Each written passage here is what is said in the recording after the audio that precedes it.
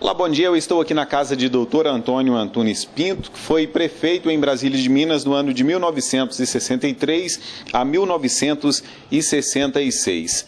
Dr. Antônio Pinto é o entrevistado de hoje dessa série especial com os ex-prefeitos daqui da cidade de Brasília de Minas. Bom dia, doutor Antônio. Um prazer falar com o senhor. Bom dia. Doutor Antônio, fala pra gente como foi o início do senhor na carreira política e como o senhor chegou a ser prefeito. O início nosso como político foi mais no sentido de mudar uma situação que existia em Brasília de Minas, prefeitos pouco atuantes naquela época, e que ocupava o cargo mais no sentido de aparecerem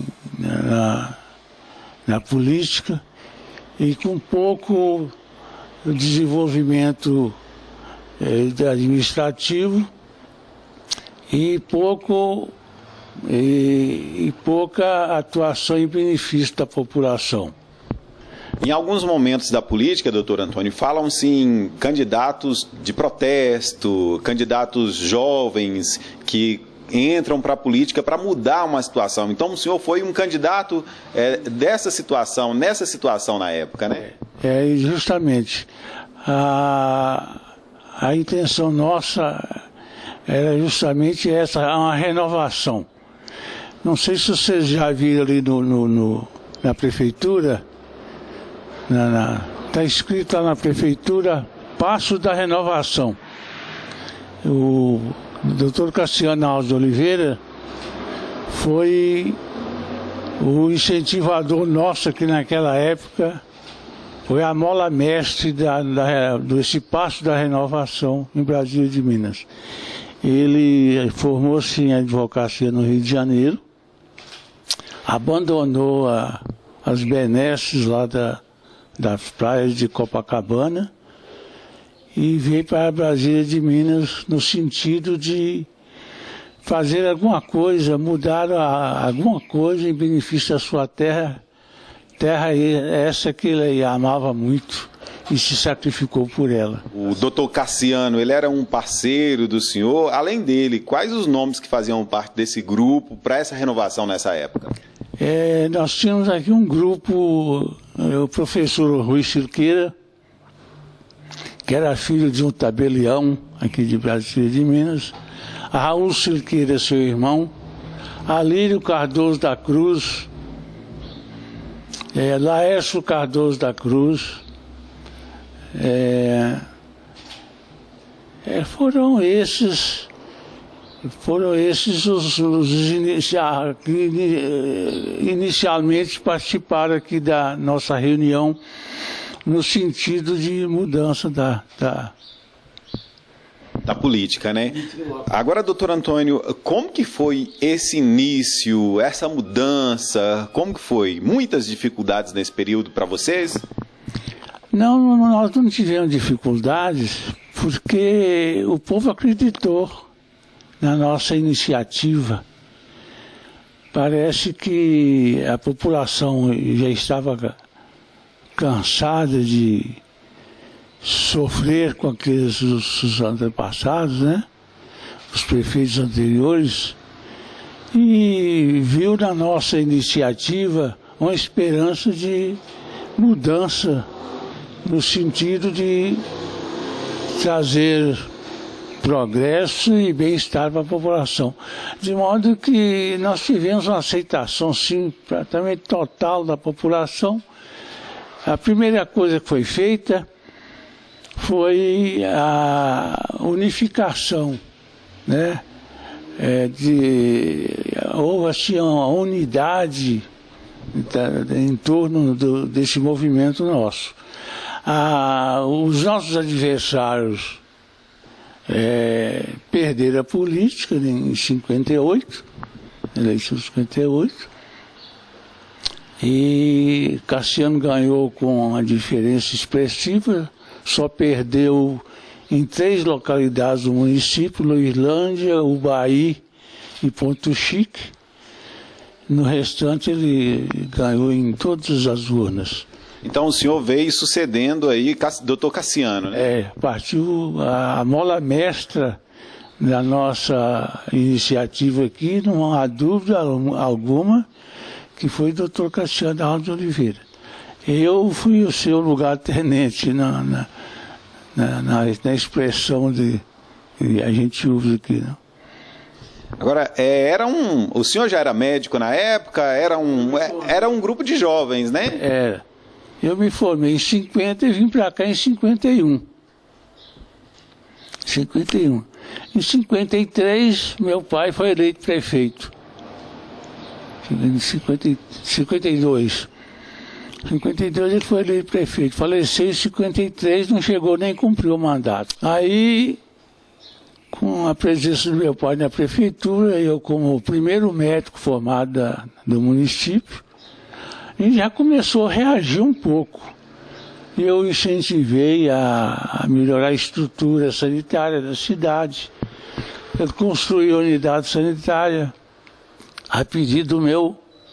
Eu fui o primeiro médico sanitarista aqui da cidade, que depois, com as minhas demais atuações e a sobrecarga que eu passei a ter, eu pedi ao doutor Antônio Geraldo de Souza Gomes, recém-formado, logo mais tarde, que me substituísse lá na unidade sanitária, o que ele fez até que se aposentou. E o que o senhor considera que fez de bom para o município de Brasília de Minas durante o seu mandato aí de 63 a 66?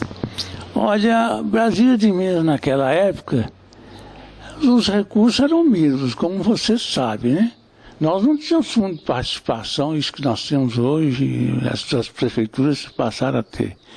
Nós não tínhamos fundo de participação. E a gente sobrevivia com a arrecadação própria, muito insuficiente, e pequenas verbas que surgiam esporadicamente. E, paralelamente a isso, ainda veio o regime militar, que praticamente trancou os cofres para todos os municípios, inclusive o nosso aqui. Mas eu tive uma pequena sorte, porque não sei como, acho que por causa do nome de Brasília, Brasília DF, Brasília aqui, veio uma verba para o município, e que eu destinasse essa verba para aquilo que eu mais desejasse e necessitasse. Então, como médico sanitarista, eu percebi que Brasília de Minas tinha uma falha muito grande, era no fornecimento de alimentação bovina e suína, bovina e suína aqui do município. Os animais eram abatidos na zona rural, trazidos aqui para as cidades sem fiscalização, e a população consumia aquilo acreditando na boa-fé do fazendeiro e do açougueiro que fornecia a carne. Aí eu achei por bem, então, construir o matadouro. Mas a verba não daria nem para comprar o terreno do matadouro. Era insuficiente. E naquela época não havia essa exigência, não havia exigência da licitação, porque também construtora nenhuma viria deslocar para Brasília de Minas com uma verba tão insignificante para construir o matadouro.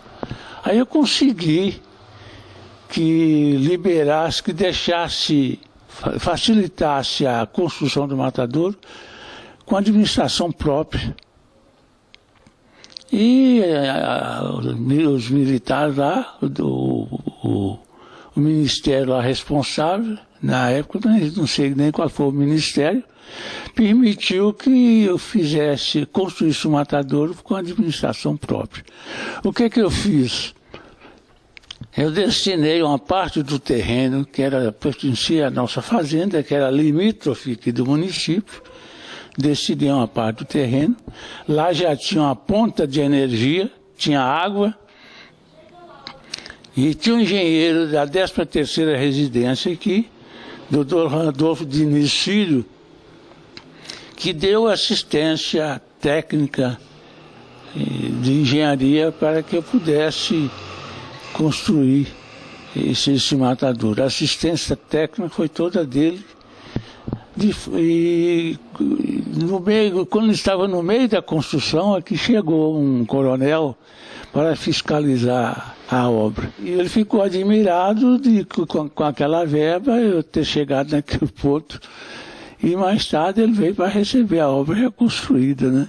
Mas o material foi praticamente todo participação público-privada, né? A parte privada foi a minha fazenda e a parte pública foi a mão de obra da prefeitura. Doutor Antônio, o senhor falou aí sobre a construção do matadouro. Acredito que a cidade, não, a gente tem certeza, né, de que a cidade era realmente muito diferente na época. Como que era Brasília de Minas naquele período que o senhor administrou? Quais as principais obras que já existiam aqui e existem até hoje? Quando eu entrei na prefeitura, já havia uma reação, né, provocada por doutor Cassiano. O doutor Cassiano deu um impulso administrativo, porque eu o sucedi. Naquela época não tinha reeleição, né? Quando terminou o mandato dele, eu o sucedi. E até então eu era vereador, né? E aí encerrou meu mandato de vereador juntamente com ele, né?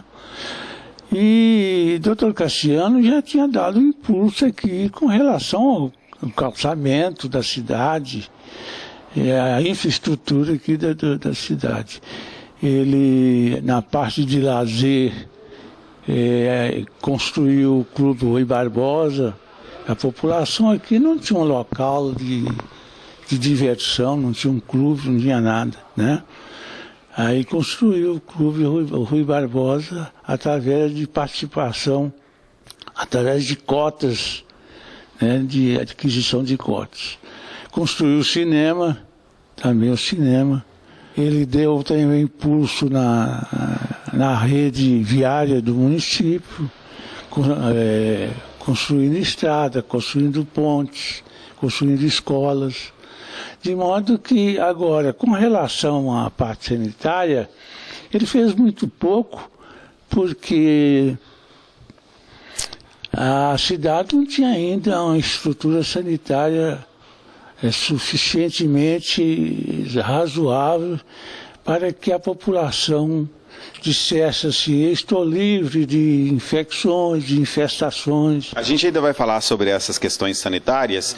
Primeiro eu gostaria que o senhor falasse, doutor Antônio, sobre um processo muito importante para Brasília de Minas. O senhor participou de um movimento histórico que foi a disputa, entre aspas, né, do nome de Brasília de Minas e a capital Brasília, né?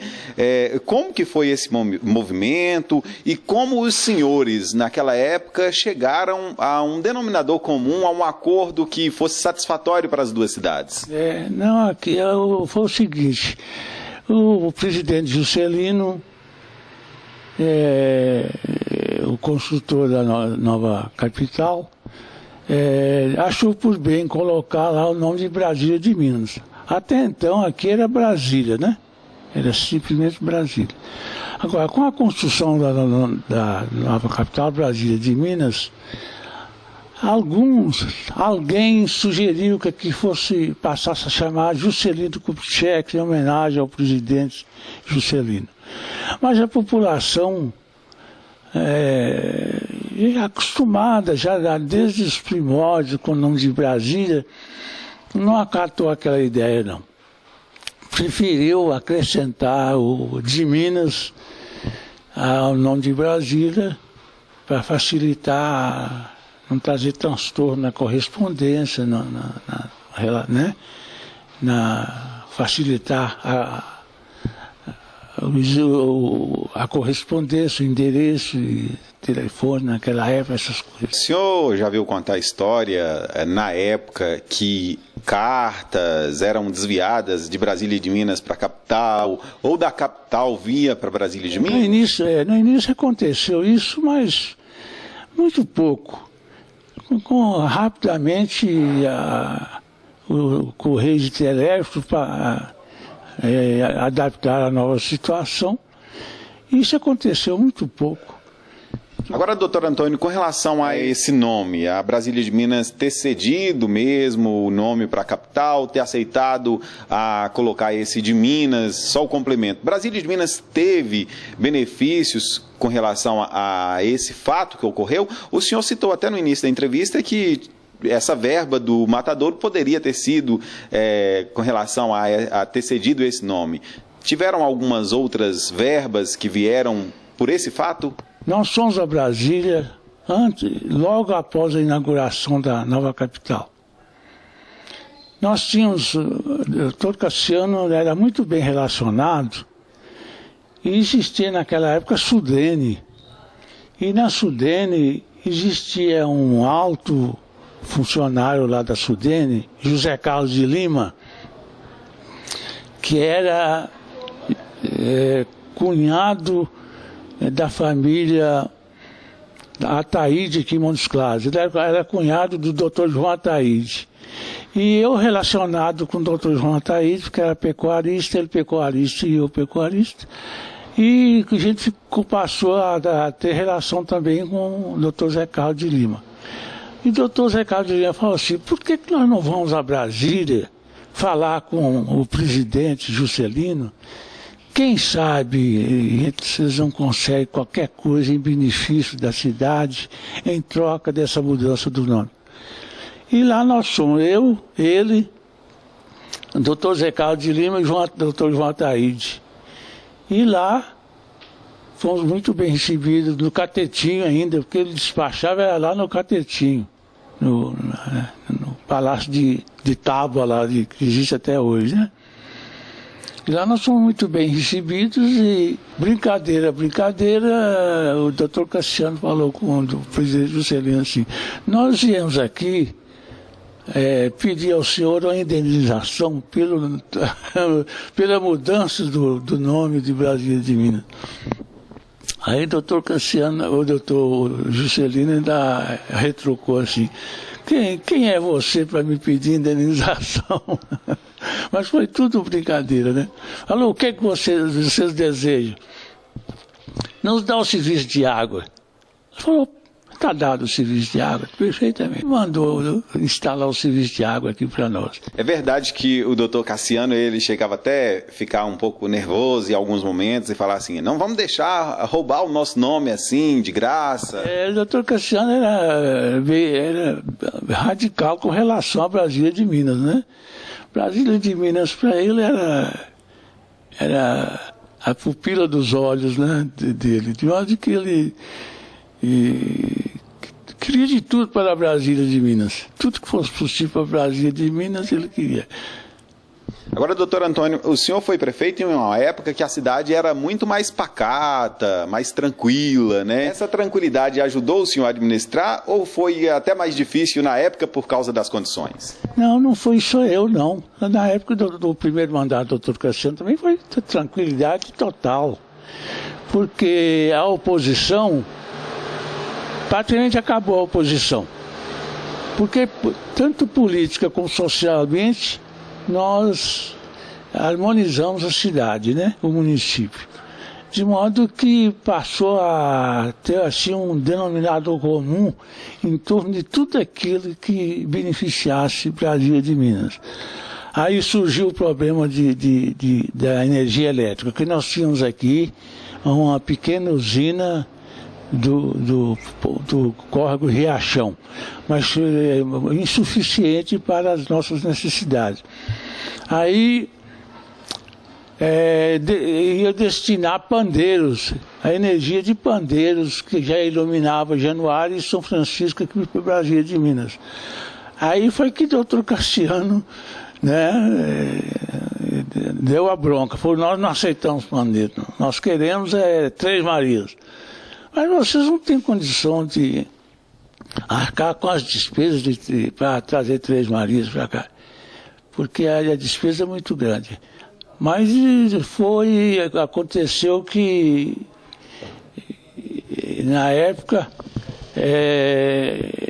E a gente teve a participação público-privada que surgiu naquela ocasião. Parece que o Brasília de Minas foi o primeiro município nesse sentido. Aí nós adquirimos cotas. A CEMIG entrou com a metade e a população entrou com a outra metade em cotas da CEMIG, para que pudesse Brasília de Minas receber energia de Três Marias. De modo que havia assim uma facilidade enorme desde o mandato dele, tanto que eu fui candidato único, sucedendo a doutora Cassiano. Depois que encerrou meu mandato, nós oferecemos para quem quisesse ser candidato a prefeito, inclusive o doutor Antônio Geraldo de Souza Gomes, que era meu colega, foi oferecido para ele ser prefeito, ele não aceitou, que não queria ser político, né? Não havia essa guerra eleitoral que existe hoje. Não havia disputa. Aí o que aconteceu? O doutor Cassiano teve que voltar novamente ao segundo mandato, né? Mas a eleição, candidato único, não havia oposição.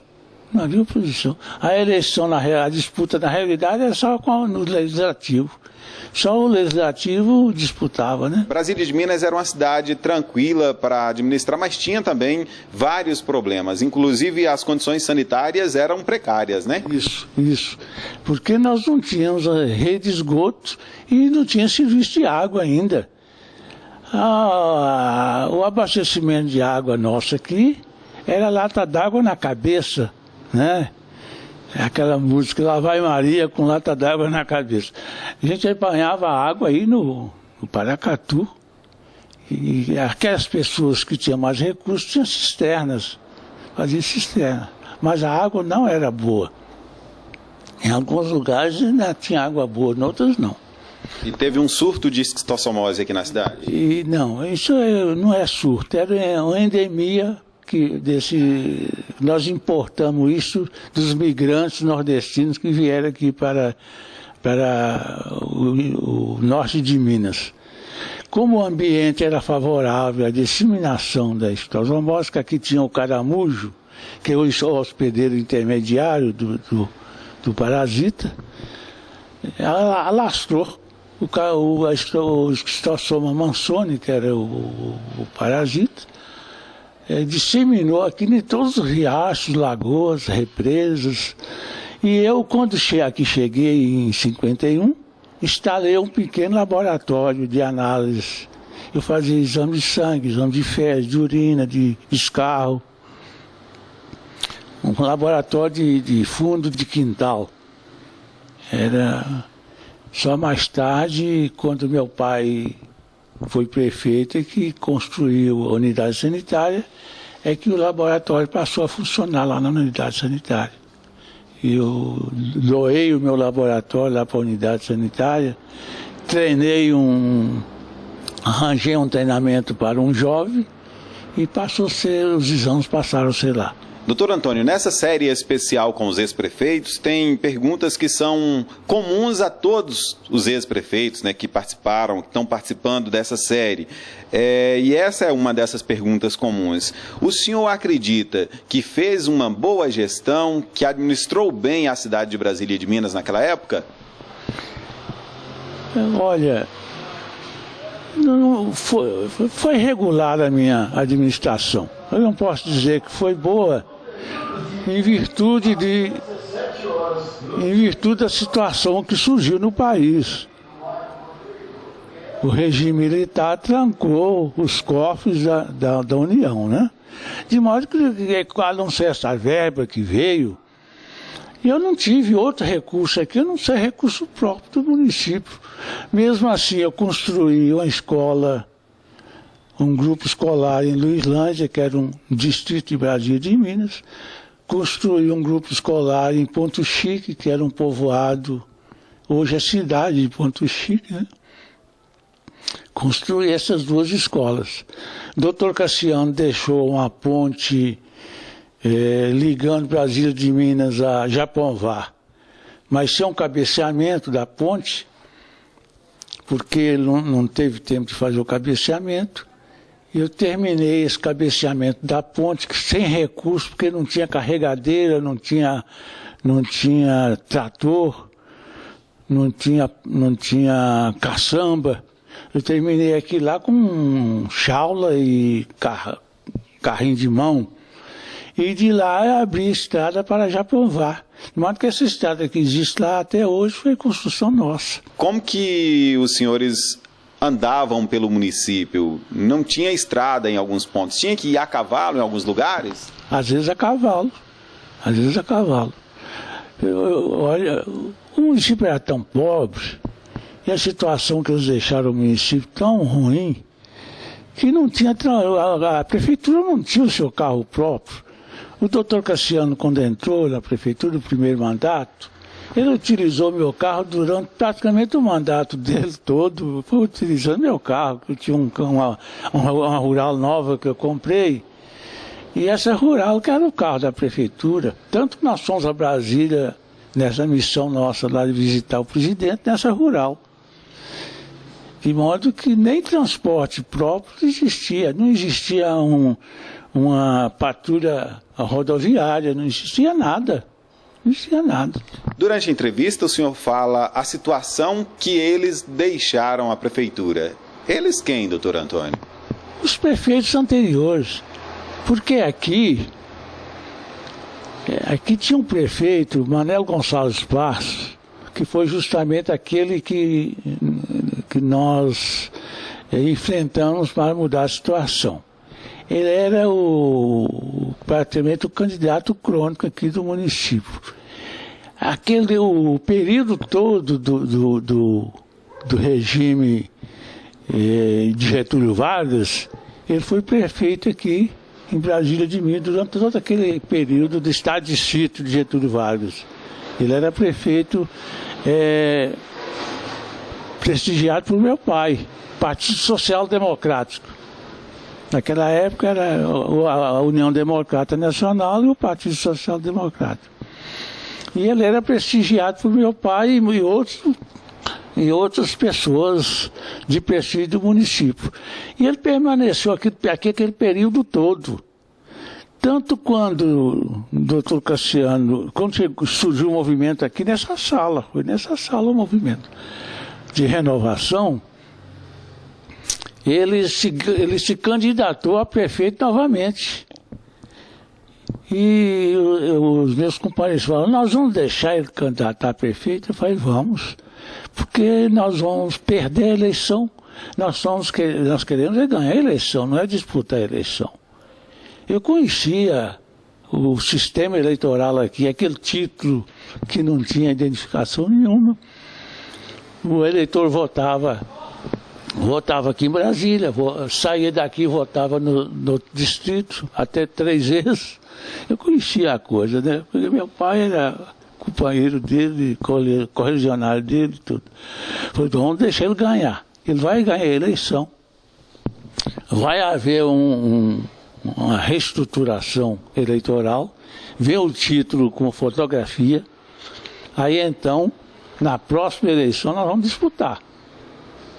Aí nós vamos fazer uma campanha um ano, fizemos uma campanha durante um ano, promovendo a nossa mudança e fazendo um novo alistamento, com título novo, já com fotografia. Foi assim que nós conseguimos o sucesso na eleição futura, né? E o senhor considera esse momento aí importante para o desenvolvimento de Brasília e de Minas daquela época para cá? Não há dúvida, porque se não fosse aquela reunião nossa aqui de 5 pessoas na época, na primeira reunião nossa aqui foram 5 pessoas. Eu, doutor Cassiano, Rui Silqueira, Laércio e Alírio Cardoso, 2 irmãos. Dali partiu a reação. Ali foi a célula mãe da reação que viria mais tarde com a participação, com a aceitação da população. Porque aqui o acirramento da política aqui era tão grande que até na religião havia diferença. A Igreja Católica, naquela época não havia as igrejas as igrejas evangélicas.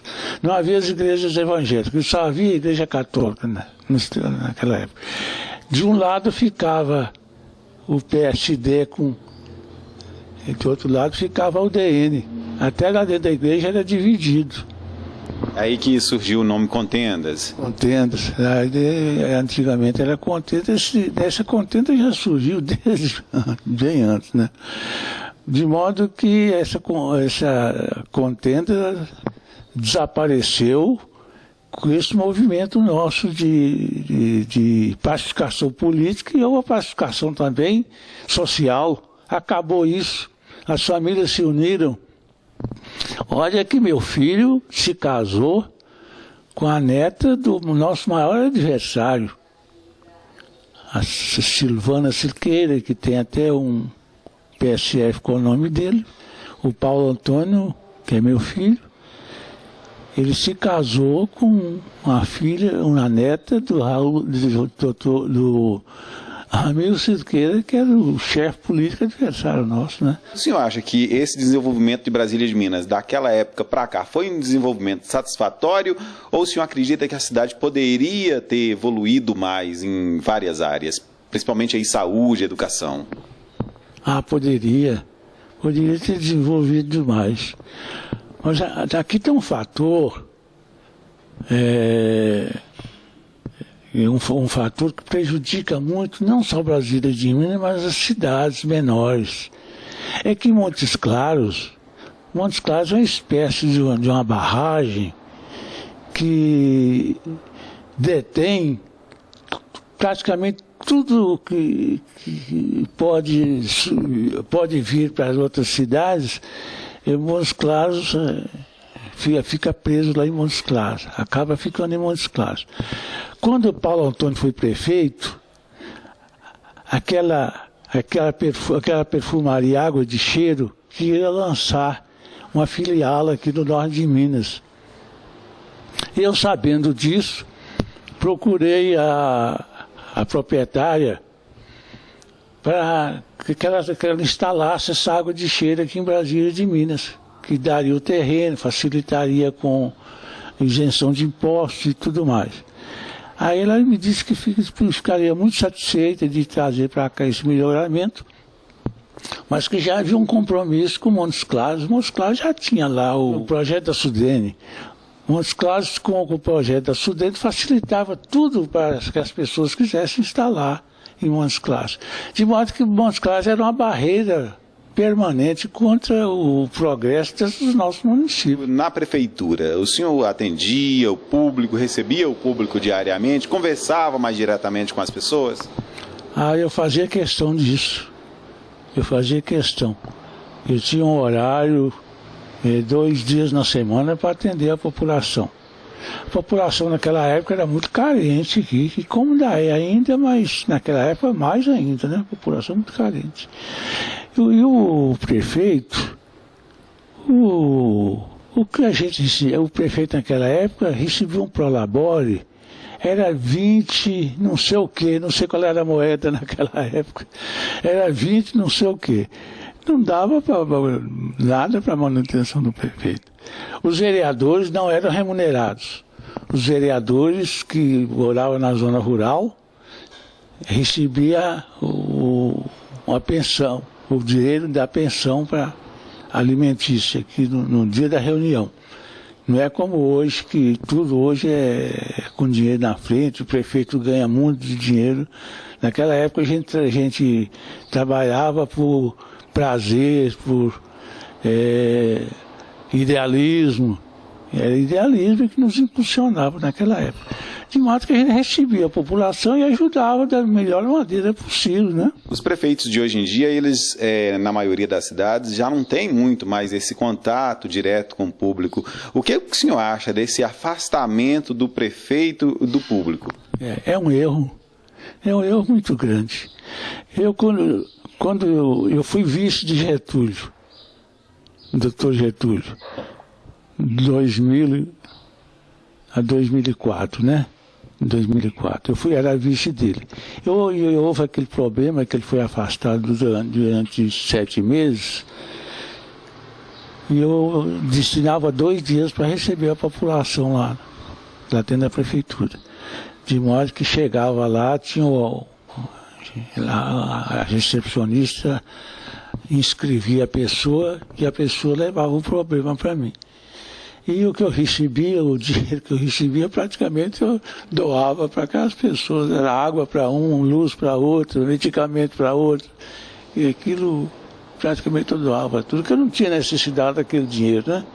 Eu tinha minha situação econômica, financeira razoável, não precisava da... Agora, o senhor acha um erro por quê? O senhor acha que o prefeito, tendo um contato mais direto com o público, ele pode também mapear o município e entender mais as dificuldades do município? É porque é o seguinte, o Partido dos Trabalhadores lançou esse programa de administração participativa, né? E olha, se você recebe... Essas pessoas que não têm lá muito conhecimento, mas que têm ideias. Às vezes a pessoa chega, pede uma audiência ao prefeito, ele não vai exigir nada não, ele vai lá levar uma sugestão. Eu vou te dar um exemplo. Quando eu estava, nesse período que eu estava na prefeitura, naquela saída para São Francisco, apareceu uma erosão lá, que praticamente ia cortar aquela rua lá, aquela saída para São Francisco. E funcionários da prefeitura passavam para lá, para cá e não via aquilo. E o prefeito também, eu preocupado com outros problemas, não via aquela erosão que praticamente ia interromper a saída para São Francisco. Passou uma pessoa lá do povo e foi à prefeitura. Falou, eu queria falar com o doutor Antônio. Pode entrar, hoje é dia mesmo de receber. Aí ele chegou, olha, doutor, está acontecendo isso e isso. Se o senhor não atalhar, vai ser pior, porque aquela erosão vai destruir a rua e o prejuízo vai ser muito maior. Aí eu fui lá com o engenheiro do Departamento de Estrada de Rodagem, que era muito solícito, e ele me ensinou como é que tinha que fazer, me orientou como é que eu tinha que fazer lá para barrar aquela erosão. Você vê que, né, às vezes uma coisa simples, e a pessoa participa, uma coisa insignificante, mas que ia ter prejuízo bem maior para a prefeitura. Durante a entrevista, o senhor foi falando aí sobre dificuldades, sobre remuneração, prefeitos tinham uma remuneração muito pequena, vereadores nem remunerados eram na época. Hoje em dia é totalmente ao contrário, prefeitos são muito bem remunerados, vereadores também, e parece que vocês trabalhavam mais naquela época do que o que acontece hoje em dia? Eu acredito que sim, porque hoje eu vejo o Legislativo, por exemplo, não existe assim uma sincronia muito perfeita entre o Legislativo e o Executivo. Se houvesse uma sincronia maior, o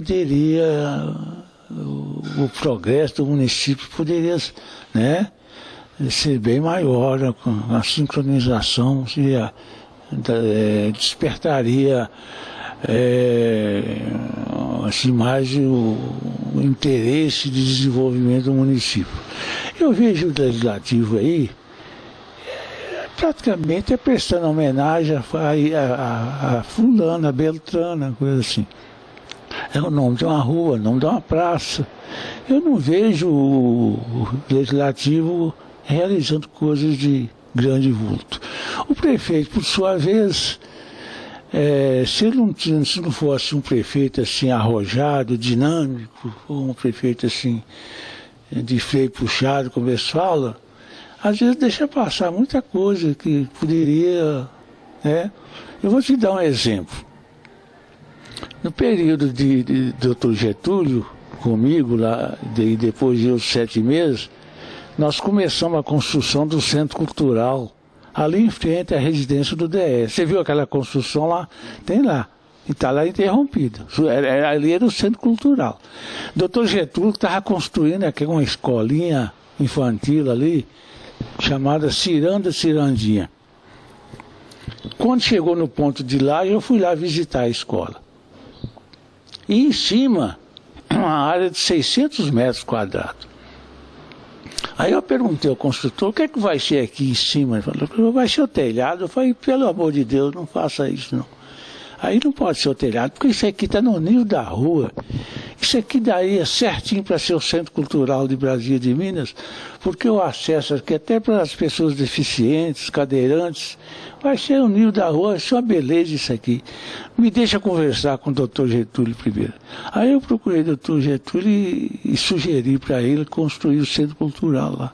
E ele acatou. Ao invés de fazer uma laje de cobertura, eles fizeram uma laje de piso.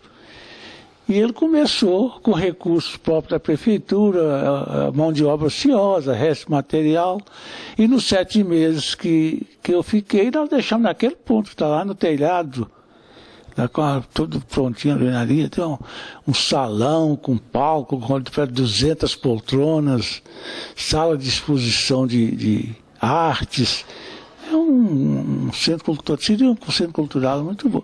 Mas parece que existem uns prefeitos que não interessam muito pela cultura. O que o senhor acha da corrupção que impregnou na política? E eu queria perguntar para o senhor também, se na época do senhor já existia? Não. Naquela época não existia corrupção, porque não tinha com o que corromper também, não, né? Você vê que a gente não ganhava nada, as verbas mal davam para executar. Essa corrupção no Brasil é um vírus que vem desde o regime colonial.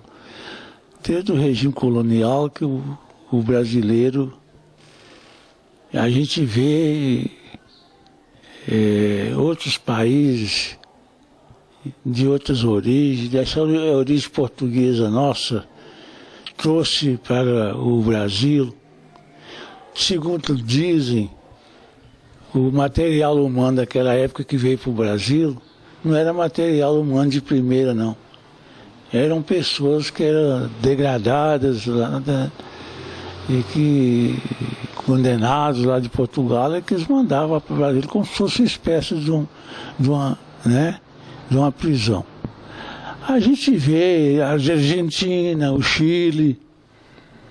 A gente percebe uma diferença bem grande principalmente esses dois países. Os outros não tem. Mas o Chile e a Argentina, a gente percebe uma diferença cultural, uma diferença com relação à violência também. Não existe essa violência que existe no Brasil. De modo que eu acredito que é a origem espanhola da Argentina e do Chile, que tem essa influência positiva sobre o que está acontecendo hoje nesses dois países. Doutor Antônio, o senhor ainda gosta da política e como que o senhor participa dos processos eleitorais que acontecem aqui em Brasília de Minas e nos que irão acontecer ainda? Eu gosto da política, mas não participo mais não. Agora eu estou praticamente cego, eu tenho um problema de visão. De modo que o meu sucessor aí é Paulo Antônio, ele que há muito tempo está dirigindo a política aí. Mas eu vejo, o problema nosso é nacional. É nacional. O que está acontecendo hoje no país, a culpa não é da presidenta, não. A culpa é do Congresso. Aquele Congresso nosso, Câmara de Deputados, Senado, é um Congresso inoperante, não realiza nada. Você vê o que a Câmara e o Senado realizam de positivo para o país. E as reformas? Reforma política, reforma tributária, reforma judiciária, reforma administrativa. Eles falam nisso todo dia. E por que o Congresso não realiza essas reformas? É porque eles não têm capacidade e não têm interesse.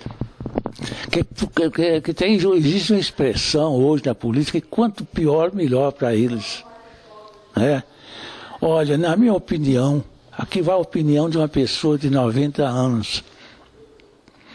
Mas o que está acontecendo aí não vai resolver com mudança de presidente, não vai mudar. O que muda isso aí é uma Assembleia Nacional Constituinte. Tinha que dissolver esse Congresso.